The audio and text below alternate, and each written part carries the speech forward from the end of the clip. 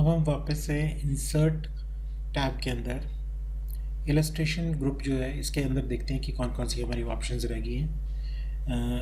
हम स्टार्ट करते हैं पिक्चर से। सबसे पहले हम देखेंगे कि हम अपने डॉक्यूमेंट में पिक्चर कैसे इंसर्ट कर सकते हैं। तो सब उसके लिए हम पिक्चर पे क्लिक करेंगे।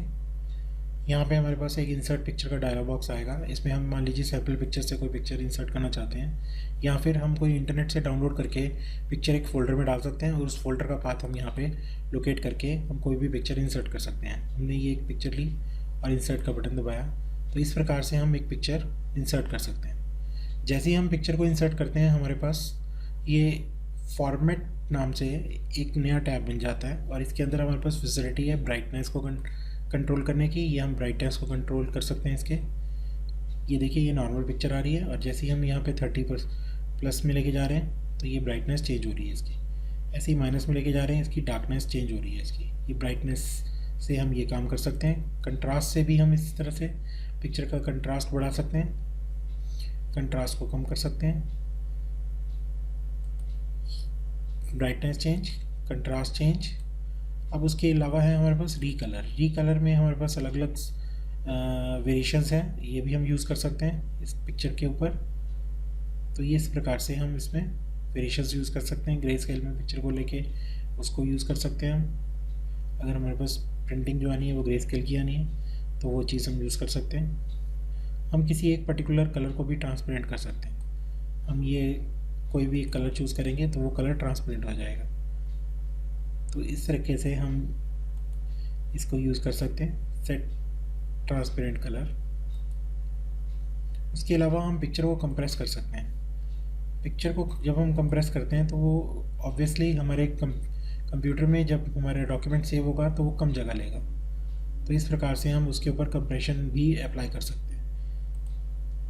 हम चेंज पिक्चर, हम इसकी जगह पे रिप्लेस करके कोई और पिक्चर डालना चाहते हैं तो कोई और पिक्चर भी हम इसकी जगह पे इंसर्ट कर सकते हैं। तो वो वाली पिक्चर हट जाएगी कम्प्लीटली, उसकी जगह पे दूसरी पिक्चर आ जाएगी। Change picture, reset picture.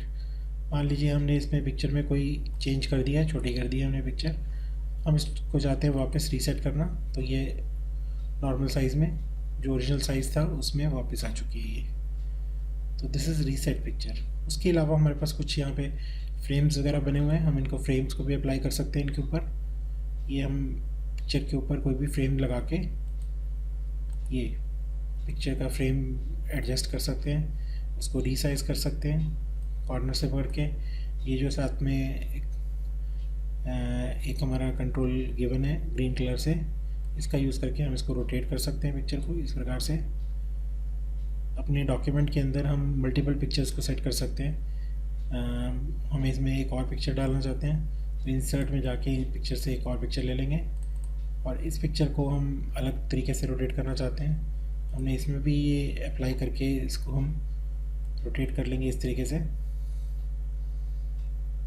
और इसको हम रीसाइज भी कर सकते हैं।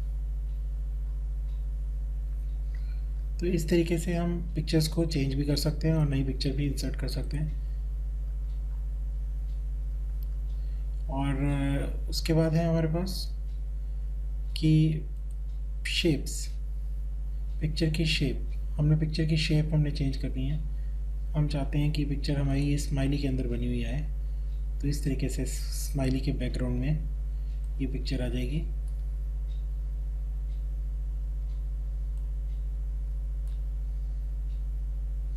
तो ये पिक्चर की हम शेप भी हम मैनेज कर सकते हैं। ये हमारे पास अलग अलग शेप्स हैं। कोई भी हम शेप में पिक्चर को फिट करना चाहते हैं बैकग्राउंड में, तो वही हम शेप लेके उसके बैकग्राउंड में पिक्चर को हम फिट कर सकते हैं। ये हमने शेप चेंज की और ये वही जो हमने शेप सेलेक्ट की उसी शेप के अंदर आ गया ये हमारे पास।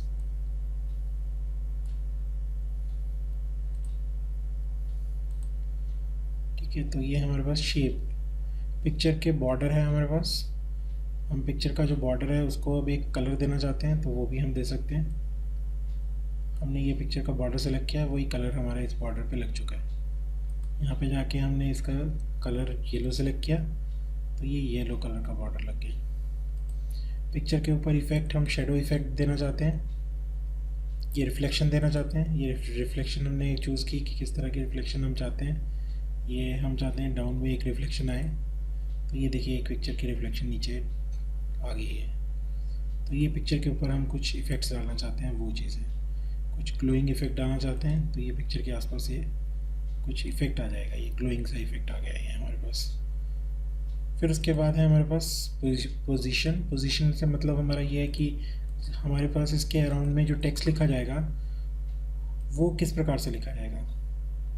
हम चाहते हैं कि टेक्स्ट ऊपर या नीचे ही लिखा जाए, टेक्स्ट बिल्कुल साथ में लिखा जाए, तो हम ये टेक्स्ट की रैपिंग ये वाली सिलेक्ट कर लेंगे। अब हम जितना भी टेक्स्ट लिखेंगे, मान लीजिए हम यहाँ पे कुछ टेक्स्ट लिखा,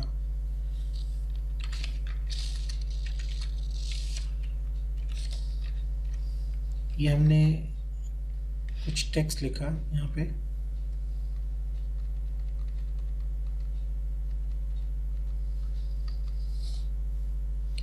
ये रैंडम फंक्शन जो है ये हमारा इसमें काम नहीं कर रहा अभी, क्योंकि इसमें टेक्स्ट ऑलरेडी एडिड है। मैं यहाँ पे एक ब्लैंक डॉक्यूमेंट में कुछ टेक्स्ट पहले लिख लेता हूँ। इज़ इक्वल टू RAND, ये हमारा एक फंक्शन होता है जो कि हिडन फंक्शन है। इसके अंदर हम इसको बताएंगे 3,5 और ब्रैकेट क्लोज और एंटर प्रेस करेंगे तो ये 3 पैराग्राफ्स और 5 लाइन्स ईच पैराग्राफ के अंदर ये लिख देगा हमें। ये मैंने रैंडम टेक्स्ट लिखा है। अब मैं इसको यहाँ पे प्लेस करता हूँ मेरे डॉक्यूमेंट के अंदर।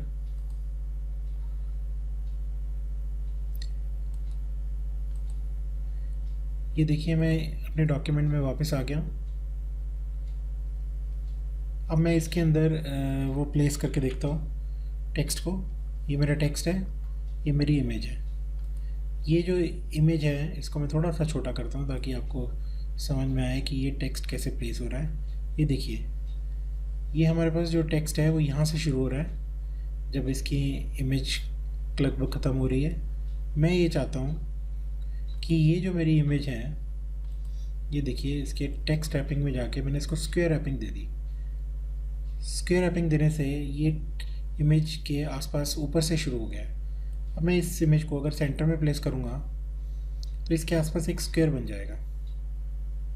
ये देखिए ये जो टेक्स्ट है मैं इसकी अलाइनमेंट भी जस्टिफाई कर दूँगा तो इस तरीके से ये एडजस्ट हो जाएगा। अगर मैं इसको थोड़ा सा नीचे करता हूँ तो ये देखिए टेक्स्ट ऊपर भी आ रहा है, साइडों में भी आ रहा है और नीचे भी आ रहा है इस प्रकार से। तो ये जो चीज़ है ये जो हो रही है ये टेक्स्ट रैपिंग की वजह से हो रही है। ये टेक्स्ट रैपिंग हमने इस प्रकार से हम सेट कर पा रहे हैं। ये जो पोजीशन है हमारे पास टेक्स्ट रैपिंग की है कि हम टेक्स्ट को किस तरीके से पोजीशन कर रहे हैं। यहाँ पे इनलाइन विद टेक्स्ट कर देंगे तो टेक्स्ट और ग्राफिक्स ये दोनों साथ साथ एक ही लाइन में आएंगे और वो पहले इसी प्रकार से चल रहा था। बाद में हमने क्या चेंज किया, हमने ये चेंज किया कि हमने इसकी रैपिंग जो है ये ऑलमोस्ट इस तरीके से कर दी है, स्क्वायर रैपिंग कर दी है। तो इस प्रकार से ये जो टेक्स्ट है ये बीच में चला गया हमारा और मतलब इमेज जो है वो बीच में चलेगी और टेक्स्ट जो है इसके अराउंड में आ गया हमारे पास। तो ये टेक्स्ट रैपिंग की वजह से हो रहा है। Bring to front, send to back, ये ऑप्शंस कैसे काम करती हैं इसके बारे में समझाता हूँ मैं आपको। इसके लिए हमें अगर मान लीजिए हमारे पास ये ऑब्जेक्ट है, एक हमारे पास एक और ऑब्जेक्ट है। इंसर्ट में गए हम, ये शेप्स में गए, हमने एक और ऑब्जेक्ट ले लिया। ये इस प्रकार से हमने एक और ऑब्जेक्ट ले लिया। अब ये जो ऑब्जेक्ट है और एक ये ऑब्जेक्ट है, दो ऑब्जेक्ट है। इसमें ये वाला जो ऑब्जेक्ट है हमारा ये फ्रंट में आ रहा है। अगर मैं इसको सेंड टू बैक करूँगा तो ये मेरा बैक में चला गया। अगर मैं इसको ब्रिंग टू फ्रंट करूँगा तो ये मेरा आगे आ गया। तो इस प्रकार से मैं ब्रिंग टू फ्रंट और सेंड टू बैक का यूज़ कर सकता हूँ। टेक्स्ट रैपिंग मैंने आपको समझा दिया है कि टेक्स्ट रैपिंग क्या चीज़ होती है। अलाइनमेंट क्या चीज़ होती है। अलाइनमेंट ये होती है कि अगर आप दो ऑब्जेक्ट्स हैं, आप पैरेलली रख रहे हैं उसको, जैसे ये दो ऑब्जेक्ट्स हैं, अब ये दोनों जो हैं, ये वाला भी और ये वाला भी, ये जो शेप वाला ऑब्जेक्ट है ये एक्चुअली में पिक्चर ऑब्जेक्ट है। मैं इसमें दो शेप्स को लेके चलता हूँ। जैसे एक ये शेप है हमारे पास और ऐसे ही एक हमारे पास इंसर्ट में एक और शेप है, ये एक और शेप है, लेकिन ये दोनों ही शेप्स लेफ़्ट साइड से बराबर नहीं है। तो हम इन दोनों शेप्स को सिलेक्ट करेंगे और अलाइनमेंट में जाके इसको कहेंगे कि लेफ़्ट साइड से अलाइन लेफ़्ट कर देंगे तो ये दोनों लेफ़्ट साइड से बराबर आ जाएंगी। अगर मैं इसको अलाइन सेंटर कर दूंगा तो ये दोनों ही सेंटर में प्लेस हो जाएंगी। ये देखिए ये भी सेंटर, ये इसके सेंटर में है और ये इसके सेंटर में है। ग्रुप से मतलब ये है कि दोनों को हम इकट्ठे पिक करना चाहते हैं तो हम उन दोनों का एक ग्रुप बना सकते हैं। ये हमने एक ग्रुप बना दिया। तो अब इसका बेनिफिट ये है कि अगर मैं एक को मूव करूँगा तो दूसरा ऑटोमेटिकली उसके साथ जाएगा। ग्रुप बनाने का ये बेनिफिट रहता है। अनग्रुप करने से वो दोनों चीज़ें अलग अलग हो जाएंगी। अगर एक को मूव करूँगा तो वो एक ही मूव होगी, दूसरे को मूव करूँगा तो दूसरी मूव होगी। तो ये हमारा ग्रुप के अंदर अनग्रुप और ग्रुप का मतलब ये होता है। अगर हमारा हट गया है ग्रुप तो दोबारा से रीग्रुप करेंगे तो दोबारा से ये दोनों का एक ग्रुप बन जाएगा। अब एक को मूव करेंगे दूसरा दोबारा से चलेगा। ऐसे ही रोटेट होता है। रोटेट को हम फ्लिप कर सकते हैं। ये जैसे ये इसका जो फेस है ऑब्जेक्ट का ये इस तरफ है, और अब मैं ये चाहता हूँ कि रोटेट करके इसको फ्लिप वर्टिकल कर दूँ, तो ये इस तरह से वर्टिकली फ्लिप हो जाएगा। तो ये रोटेट के अंदर कुछ ऑप्शंस है कि 90 डिग्री पे रोटेट करनी है, फ्लिप वर्टिकल करना है, फिर हॉरिजॉन्टल करना है, किस प्रकार से रोटेट करना है, वो सब ऑप्शंस भी हैं हमारे पास। उसके अलावा क्रॉप के ऑप्शन भी हैं हमारे पास। क्रॉप से हमारा मतलब ये है कि जितनी हमें पोर्शन हमें चाहिए उतना हम रख सकते हैं और बाकी हम उतना पोर्शन काट सकते हैं। वो चीज़ हमें जो चीज़ नहीं चाहिए वो हम उसको काट के रिड्यूस कर सकते हैं। क्रॉप कोई पिक्चर का पोर्शन है जो हमारा अनवांटेड है, हम उसको भी ऐसे ही रिड्यूस कर सकते हैं क्रॉप का यूज़ करके। लाइक मैं यहाँ पे एक इंसर्ट करता हूँ पिक्चर पहले, फिर मैं आपको दिखाता हूँ कि क्रॉप का क्या यूज़ है। ये देखिए, ये मैंने एक पिक्चर इंसर्ट की।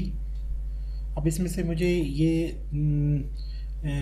ये वाले जो बर्ड है यहाँ से नहीं चाहिए, तो हमने इसको काट दिया ऐसे, तो ये पिक्चर में नज़र आना बंद हो गया। क्रॉप से मतलब हमारा यही है। ऐसे ही इधर से पेंगुइन, हमें ये वाला बर्ड नहीं चाहिए पेंगुइन का, तो ये भी हमने काट दिया। ऊपर से हमें ये चीज़ नहीं चाहिए तो हमने इसको रिड्यूस करके यहाँ तक ले आए हम। तो इस प्रकार से हम इसको क्रॉप कर सकते हैं। और अगर इसको रिसाइज़ करना है तो वो तो हम इसको कॉर्नर से पकड़ के स्ट्रेच करके कर सकते हैं। उसके लिए हमें ये क्रॉप करने की ज़रूरत नहीं है। उसके अलावा हम एक हाइट इंक्रीज़ करना चाहें यहाँ से और ये विड्थ को इंक्रीज़ करना चाहें तो वो हम यहाँ से कर सकते हैं। ये हाइट और विड्थ ऑटोमेटिकली एक दूसरे के साथ कम या ज़्यादा होगी। यहाँ से हम देख चुके हैं, इंसर्ट से हम पिक्चर देख चुके हैं और शेप्स में जाके हमने कुछ शेप्स का भी यूज़ किया है अभी। अब उसके बाद हम एक क्लिप आर्ट गैलरी से देखते हैं कि क्लिप आर्ट गैलरी से हम पिक्चर को कैसे इंसर्ट करते हैं। मान लीजिए हमारे पास यहाँ पे हमें कोई कार की इमेज चाहिए, तो हम यहाँ से कार लिख के गो करेंगे तो यहाँ पे हमारे पास अलग अलग कार्स की इमेज आ जाएगी। हमने एक कार को सिलेक्ट किया, वो कार हमारी यहाँ पे डॉक्यूमेंट के अंदर ऐड हो जाएगी। तो ये क्लिप गैलरी है, ये माइक्रोसॉफ्ट के अंदर आपको मिलती है और इसके अंदर काफ़ी सारी कलेक्शंस हैं हमारे पास, जिसके अंदर से ये इमेजेस जो है ये अपने आप लोकेट कर लेता है और हम इसमें से कोई भी एक इमेज को इंसर्ट कर सकते हैं या ड्रैग करके ड्रॉप कर सकते हैं अपने डॉक्यूमेंट के अंदर और उसको यूज़ कर सकते हैं। तो ये क्लिप गैलरी होती है। तो क्लिप गैलरी का कैसे यूज़ करना है वो पता लग गया। शेप्स में हम बहुत सारी शेप्स होती हैं, इनका हम अलग अलग काम से यूज़ कर सकते हैं। हम कोई फ्लो चार्टिंग का काम करना चाहते हैं उसमें भी हम इसका यूज़ कर सकते हैं। ये फ्लो चार्टिंग के हमारे पास कुछ टूल्स गिवन है जिनको हम यूज़ कर सकते हैं। फ्लो चार्ट के अंदर हमारे पास ब्लॉक एरोज़ हैं, कहीं पे हमें कोई निशान लगा के हमें बताना है कि इस डायरेक्शन में जाइए या वो हम उसके लिए यूज़ कर सकते हैं। बेसिक शेप्स हैं हमारे पास, उसका भी यूज़ कर सकते हैं। हम कोई ओवल चाहिए, सर्कल चाहिए, हमने कोई डायग्राम बनाना है तो उसके लिए हम इसका यूज़ कर सकते हैं। बैनर्स वगैरह कोई बनाने हैं हमने, तो बैनर्स के लिए हम इस तरह से स्क्रॉलर्स और ये जो स्टार मार्क हैं, कोई हमने सेल शो करनी है तो उसके लिए ये कोई इस तरीके से हम अलग अलग तरह के ये स्टार्स वगैरह भी यूज़ कर सकते हैं। उनके अंदर कलर शेप के अंदर कोई कलर फिल करना है फिल कर सकते हैं। हमारे पास अलग अलग कलर्स की स्टाइल जो है फॉर्मेट के अंदर हमें मिलता है। हम क्लिक करेंगे यहाँ से जाके अलग अलग स्टाइल ले सकते हैं। इसके अंदर कुछ लिखना चाहते हैं शेप्स के अंदर, तो शेप के ऊपर राइट क्लिक करेंगे, ऐड टेक्स्ट करेंगे और उसके अंदर फिर हम यहाँ पे लिख पाएंगे। कोई भी चीज़ लिखनी है हम लिख सकते हैं। उसको हम उसकी रोटेशन दे सकते हैं, टेक